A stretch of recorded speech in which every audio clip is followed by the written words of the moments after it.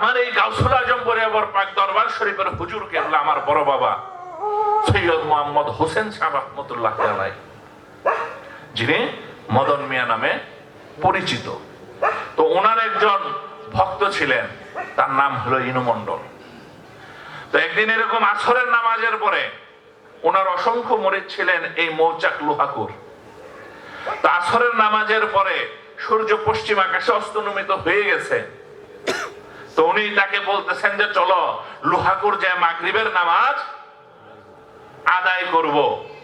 তো উনি বলতেছেন যে এখানে সূর্য অস্তনমিত প্রায় হয়ে গেছে, ডুবো ডুবো ভাব, তখন তো হাঁটার রাস্তা ছিল, হাইতে যাইতে হইতো, এত দ্রুত তো যাওয়া যাবে না, ওইখানে যে মাগরিবের নামাজ কিভাবে আদায় করব।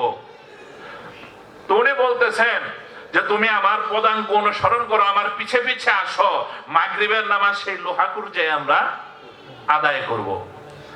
তো মদন মিয়া হুজুর সামনে সামনে যায়, তার ভক্ত পিছনে পিছনে যায়। কতক্ষণ যাওয়ার পরে মদন মিয়া হুজুর বলে এবার চোখ খুলে দেখো কোথায় আছি। চোখ খুলে দেখেন সেই লোহাকুর যে হাজির হয়ে গেছে, বলেন সুবহানাল্লাহ।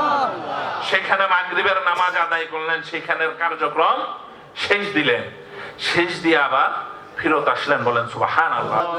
এখন বাবারা, এই যে আউলিয়া নেকেরামরা কারামত প্রকাশ করেছেন, এখন এই কারামতের কথা যখন আমরা বিভিন্ন জায়গায় বর্ণনা করি, আমাদেরকে নানান ধরনের কটু কথা বলে না, বলে কিনা বাবারা?